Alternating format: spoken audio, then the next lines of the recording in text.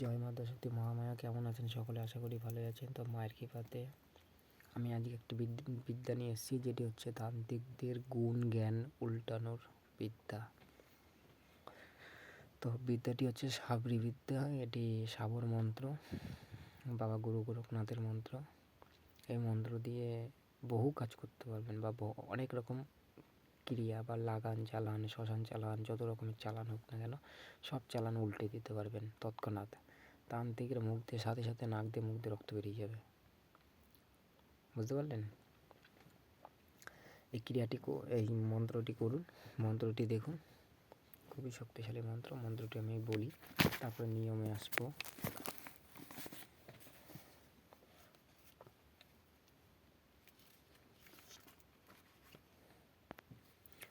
মন্ত্রটি হচ্ছে ओम नमो आदेश गुरु का उल्टनते धरती पलटनते काया हाक देते हनुमान वीर आया साथ में कंकाली महाकाली भैरव नरसिंह लाया।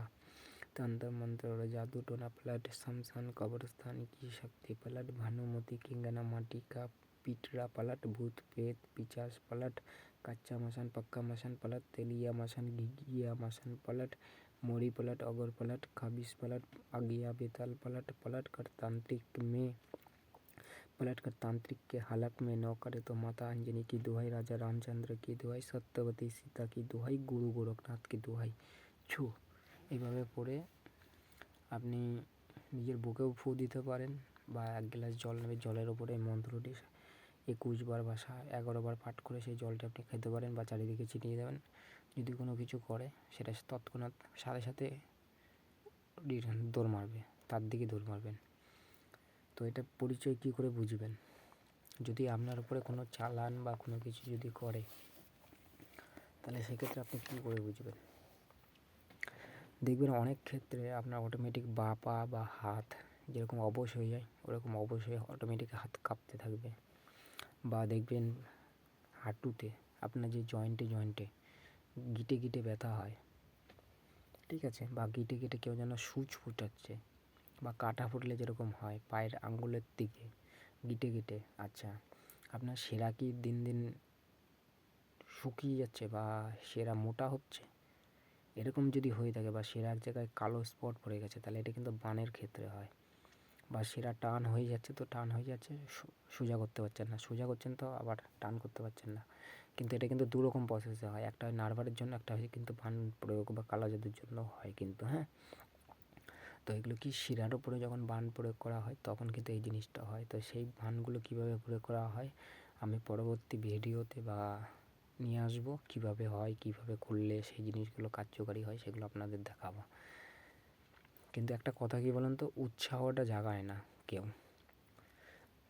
দেখুন, আমার কাছে বিদ্যা আছে, আপনাদের ভালোর জন্যই দিচ্ছি। আর আমার বিদ্যা কিন্তু একটাও কিন্তু বেফালতু বিদ্যা নয়। যে কটা বিদ্যা দিচ্ছি সকলেই কাজ করেছেন, সকলেই কিন্তু জানেন। গুরুবাক্য জিনিস কখনো কিন্তু মিস হয় না, কাজ আপনার কম বেশি হয়েই দেখাবে। সঠিকভাবে উচ্চারণ করবেন, শুদ্ধভাবে কাজ আপনার হবেই। প্রত্যেকটা বিদ্যাই আপনার কাজ করেছেন, কাজে সফলতা পেয়েছেন, যে কাজ করেছেন সে জানেন। কিন্তু কি আপনাদের কি একটা লাইক, একটা শেয়ারটা যদি আপনারা করে দেন, তাহলে আমার চ্যানেলটা এগিয়ে যাবে, তাহলে আমার একটু উৎসাহ বাড়ে যে না, আপনাদের কিছু ভালো ভালো জিনিস দিচ্ছে, আপনাদের কাজে লাগছে, আপনারা আমাকে আগিয়ে নিয়ে যাচ্ছেন, আপনাদেরকেও আগাচ্ছি। বুঝলেন? যত উৎসাহ করাবেন তত আমি আগে আরও এর থেকেও ভালো ভালো জিনিস আমি আপলোড করব। তো আজকে যে জিনিসটা নিয়ে কথা বলছি, এর নিয়ম হচ্ছে 1 গ্লাস জলের মধ্যে 11 বার পড়বেন বা 21 বার পড়বেন। 11 বার পড়লেই ব্যাস, বেশি দূর পড়তে হয় না, সাবর মন্ত্র তো। আর যদি দেখেন বুকে ফু মারবেন, তাহলেও 11 বার, 7 বারে কিন্তু হবে না, এটা কিন্তু 11 বার।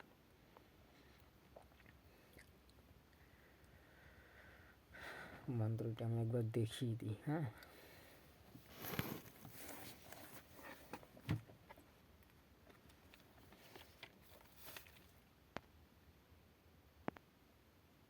দেখে নিন মন্ত্রটা।